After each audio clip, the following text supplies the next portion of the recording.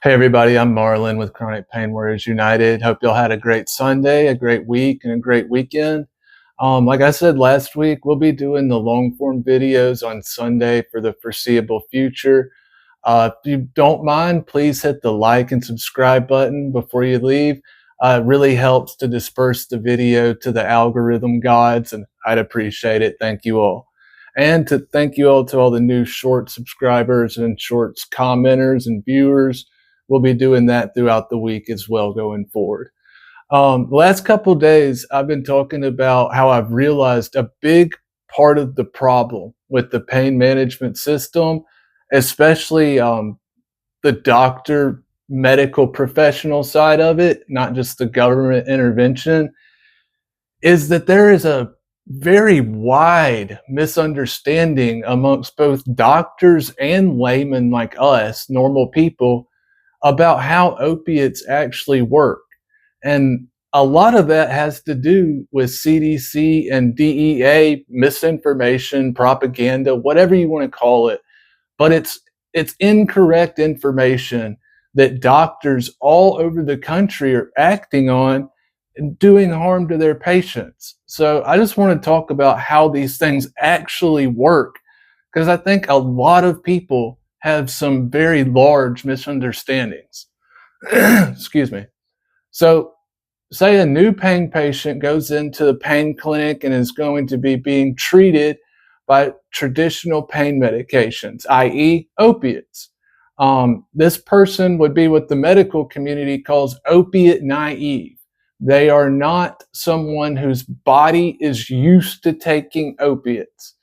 So they may start them at a pretty low dose, say something like 5 milligrams, like of hydrocodone or oxycodone, and work from there.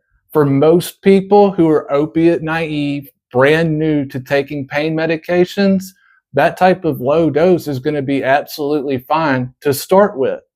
But the way these medications work, just like many others, by the way, that we take for things like anxiety, all kinds of other medications we take. But the way it works is over time, your body adjusts to that original level of medication and it becomes less and less effective.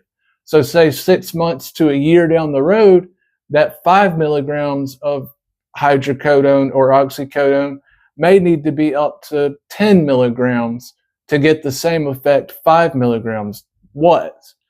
Now, the CDC and DEA propaganda misinformation comes in here in a big way.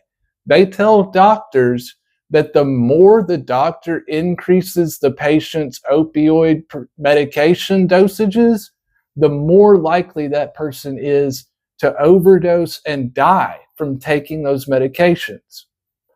And this shows either ignorance from a government institute, from two government institutions on a level that's really hard for me to accept, or it shows some really, I can't wrap my head around what their goal is, but this is nefarious. It's either they're stupid and they got it absolutely wrong, or they're doing this for some shady reasons.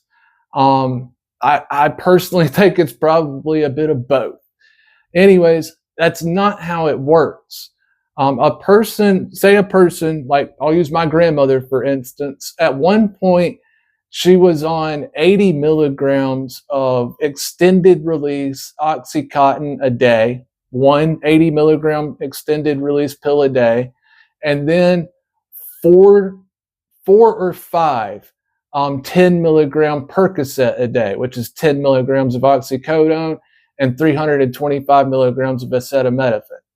So her daily dosages were around 110 to 130 milligrams, thereabouts, per day.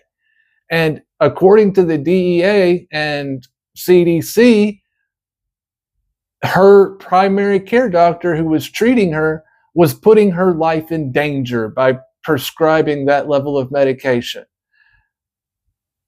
And that actually came to a head when the DEA showed up at his office and told him so. He had to dismiss almost half of his elderly patients from being treated by him for pain management because the DEA told him he needed to arbitrarily cut the amount of narcotics he was dispensing. And the vast majority of his patients were elders. My grandmother was dropped into the pain management system at a pain clinic, a new doctor who didn't know her. And just like happens because the DEA and CDC, remember, says that the dosage she's on is dangerous and deadly and could kill her. So this new pain clinic doctor, he immediately slashes her meds, just like Brent Sloan that we were talking about a couple days ago, almost in half, drastic. And doing this is much more dangerous for pain patients than it is to increase their dosages every few months or a year or whatever when they need it. That is not dangerous to them at all. This, cutting off their meds or cutting them in drastic ways like this, is dangerous. She was put into withdrawals almost instantly for days, weeks on end, while she tried to meet this new dosage. And he would not hear a word about taking it back up to a normal level that would actually treat her pain.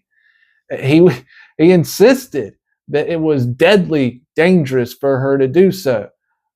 Now, while he's insisting that, he is literally taking years off of her life by putting her through withdrawals and everything else. The mental, he did so much damage, and I have no doubt that he actually did cause her to pass away earlier, much earlier than she otherwise would have. And that is where the real danger lies. These doctors are acting on advice or regulation or whatever from the CDC, whatever you want to call it, from the CDC and DEA, that actually is dangerous to patients. How we've been treating patients with opiates for the last 5,000-6,000 years is not dangerous. We know how to do it. We know exactly how the body reacts to these things. And so the DEA and CDC coming along and completely flipping the script on how opiates actually work is like 1984 double talk. Tall is short, left is right. That's literally the type of thing that they're trying to tell people.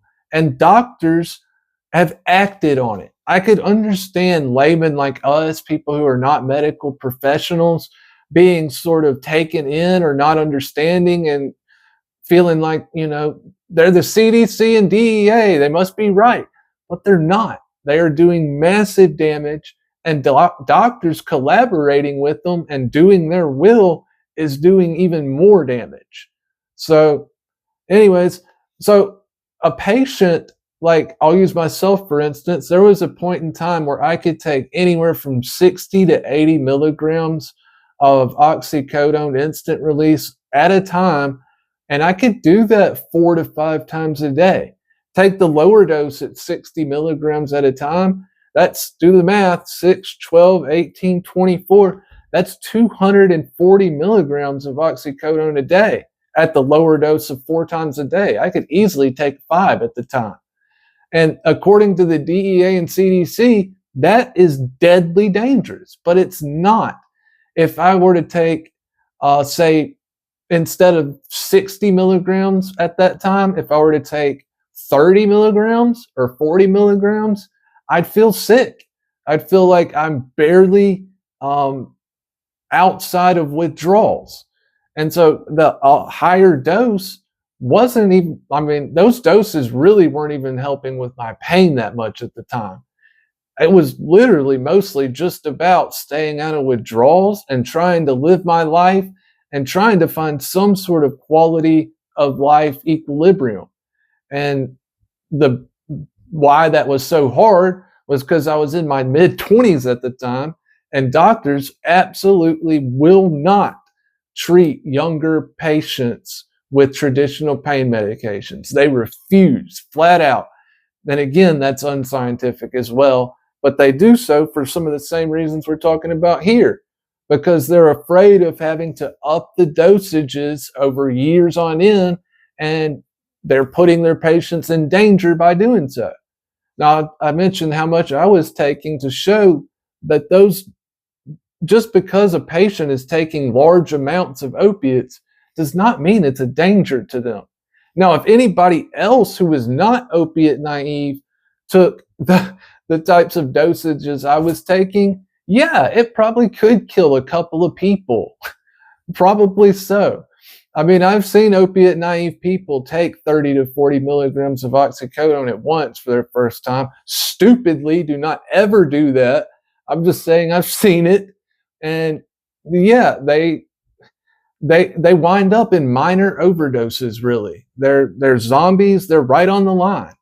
So yeah, those type of dosages could probably do serious harm to a couple of opiate naive people.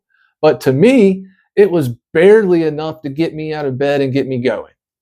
So this is a big part of why so many people's pain is undertreated, is because doctors do not want to raise their medication levels when it's necessary to do so, because the old levels are not working anymore. Their bodies have gotten used to it.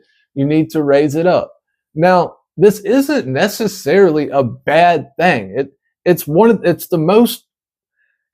biggest con of opiates that there is, really, is that our bodies can adjust to it so quickly.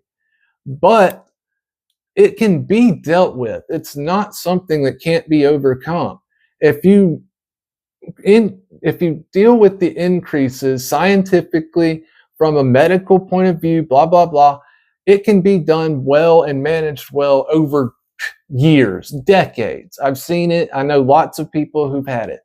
I know a lot of older people who have done exactly that with their primary care doctors. But that's the biggest reason why doctors do not want to increase their patients' medications. It's because the DEA and CDC says it's going to kill them if they do. Excuse me real quick.